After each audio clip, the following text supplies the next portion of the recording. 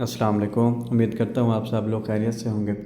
आप YouTube channel देख रहे हैं मैक्रोब्स लवर, जिसमें आप लोगों को ये इन्फॉर्मेशन दी जाती है कि फार्मास्यूटिकल इंडस्ट्री के अंदर माइक्रोबायोलॉजिस्ट कौन कौन से टेस्ट परफॉर्म करता है, क्या क्या उसकी रिस्पॉन्सिबिलिटीज़ होती हैं। आज का जो हमारा टॉपिक ऑफ डिस्कशन है वो है environmental monitoring plan in pharmaceutical industry. Environment की बात जब हम करते हैं तो इसमें living and non living objects दोनों आ जाते हैं कि हमने लिविंग ऑब्जेक्ट्स की भी मॉनिटरिंग करनी है और नॉन लिविंग ऑब्जेक्ट्स की भी मॉनिटरिंग करनी है।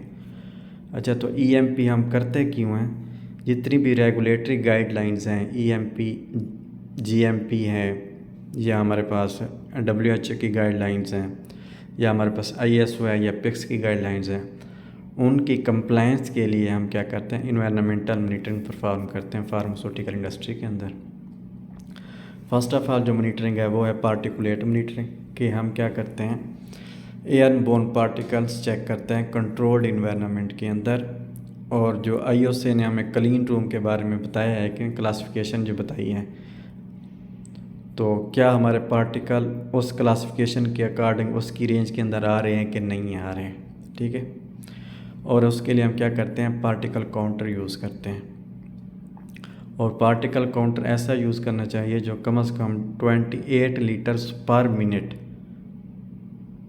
उसकी लिमिट हो, मतलब इतनी रीडिंग ले वो, तो वो सूटेबल है जीएमपी आईएसओ की गाइडलाइंस के मुताबिक। और कम से कम 1000 लीटर एयर लेनी होती है। दूसरा है मैक्रोबियल मॉनिटरिंग। मैक्रोबियल मॉनिटरिंग के अंदर हम क्या करते हैं? मैक्रोबियल कंटामिनेशन चेक करते हैं, critical and non critical areas of production, specially sterile environment and aseptic environment. अब इसमें हम मैक्रोबियल मॉनिटरिंग में हम 3 चीज़ें मॉनिटर करते हैं। ईआर मॉनिटरिंग, जो कि एक्टिव एयर सैंपल या सेटल प्लेट मेथड से चेक होता है। सरफेस मॉनिटरिंग, जो कि स्टीराइल स्वैब स्टिक और कंटैक्ट प्लेट्स से हम चेक करते हैं। थर्ड आती है पर्सनल मॉनिटरिंग, जो कि हम क्या करते हैं? पर्सनल ग्लव्स या गाउन, उनकी टेस्टिंग परफॉर्म करते हैं। ये है मैक्रोबियल मॉनिटरिंग। तीसरा है टेम्परेचर एंड ह्यूमिडिटी मॉनिटरिंग। ये इंश्योर करता है कि temperature and relative humidity critical areas के अंदर, जहाँ पे स्पेसिफाइड रेंजेस के अंदर प्रोडक्ट को सपोर्ट करने के लिए, उसकी स्टेबिलिटी एंड कंप्लायंस को सपोर्ट करने के लिए ये क्या करता है? एक specific temperature and relative humidity ensure करता है। इसके लिए हमें कैसे हम मॉनिटर करेंगे इसको? Calibrated temperature and humidity data loggers use करके। ठीक है, और टेम्परेचर जो है ना, जो कंफर्ट जोन समझा जाता है, टिपिकली 20 से लेकर 25 की रेंज तक होना चाहिए। और ह्यूमिडिटी 30 से लेकर 60% रिलेटिव ह्यूमिडिटी होनी चाहिए। ये हम डेली मॉनिटरिंग करते हैं। चौथी जो मॉनिटरिंग आती है वो है pressure differential monitoring. Pressure differential monitoring क्या करता है? मिनिमाइज़ करता है कंटामिनेशन रिस्क को। प्रेशर डिफरेंशियल होता है क्या? कि एक रूम से दूसरे रूम के एडजेसेंट एरिया के अंदर जो प्रेशर का डिफरेंस होता है उसको बोलते हैं प्रेशर डिफरेंशियल। और ये कैसे चेक करते हैं? डिफरेंशियल प्रेशर गेजेस यूज़ करके। मैनोमीटर भी यूज़ करते हैं, गैल्वेनोमीटर भी यूज़ करते हैं। तो क्रिटिकल एरियाज़ के अंदर क्या होना चाहिए? पॉजिटिव प्रेशर होनी चाहिए। अगर हम गैल्वेनोमीटर गेज यूज़ कर रहे हैं तो टिपिकली 10 से 15 पास्कल हायर होना चाहिए दैन एडजेसेंट एरियाज़। एक एरिया से दूसरे एरिया जो है उसका डिफरेंस कितना हो चाहिए? 10 से 15 पास्कल। अगर हम मैनोमीटर यूज़ कर रहे हैं तो 0.02 का डिफरेंस होना चाहिए। ये थी 4 मॉनिटरिंग के। हमने क्या किया? पहले पार्टिकल मॉनिटरिंग की, फिर मैक्रोबियल मॉनिटरिंग की, then temperature and humidity monitoring, and fourth number पे प्रेशर डिफरेंशियल मॉनिटरिंग परफॉर्म किए। अब आ जाता है sampling locations. Sampling locations critical zone के अंदर एयर सैम्पलर्स हम प्लेस करते हैं जहाँ पे near to product contact surfaces या क्रिटिकल एरियाज़। और सरफेस सैम्पलिंग करनी हो तो हम क्या कहते हैं? पॉइंट्स ऑफ प्रोडक्ट कंटैक्ट और areas prone to contamination.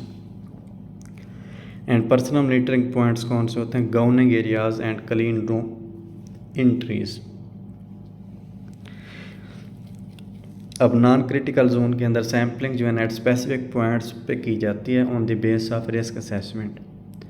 Air flow and HVAC zone, 3 zone बताए हैं, पहले क्रिटिकल जोन बताएं, then non critical zone and third है air flow and HVAC zone.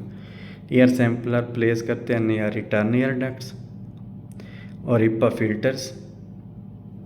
Then other areas where air flow dynamics may be influenced, तो वहाँ पे हम क्या करेंगे, सैम्पल लोकेशन सेट करेंगे।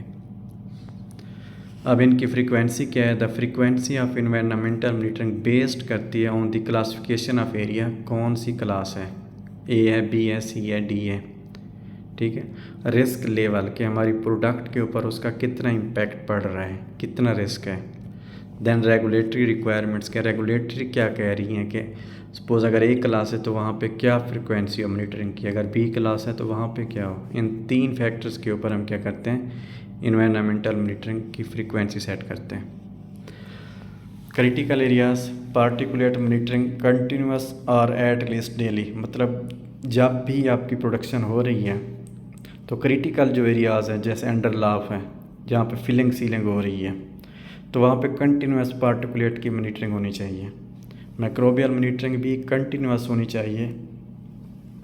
टेम्परेचर एंड ह्यूमिडिटी वो भी कंटिन्यूस हो या और at least twice a day आप उसको मॉनिटर कर रहे हो। प्रेशर डिफरेंशियल भी कंटिन्यूस मॉनिटरिंग में हो। जो नॉन क्रिटिकल एरियाज़ होते हैं, पैकेजिंग एरियाज़ हो गए जो, वहाँ पे पार्टिकुलेट मॉनिटरिंग पीरियाडिक होता है और टिपिकली वंस अ वीक। जो माइक्रोबियल मॉनिटरिंग होती है वो मंथली होती है या फिर रिस्क बेस्ड होती है। टेम्परेचर एंड ह्यूमिडिटी वहाँ पे डेली मॉनिटर किया जाना चाहिए। एंड प्रेशर डिफरेंशियल ये भी पीरियाडिक होता है, अगर ज़रूरत हो तो उस बेस के ऊपर चेक करते हैं। अब ये जो डाटा लिया गया है उसका रेफरेंस कहाँ से है, पेक्स की guidelines, GMP part 1 and annexure, ISO, EU GMP guidelines and USP का चैप्टर 1116, यहाँ से यह डाटा कलेक्ट किया गया है। होप सो आप लोगों को समझ आ गया होगा।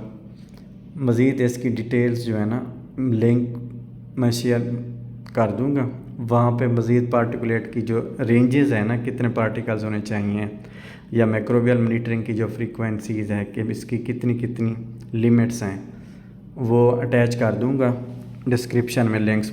वो वीडियोस पहले अपलोड हो चुकी हुई हैं तो वहाँ से आप लिमिट्स कंफर्म कर लीजिएगा। ओके, अल्लाह हाफिज़, टेक केयर।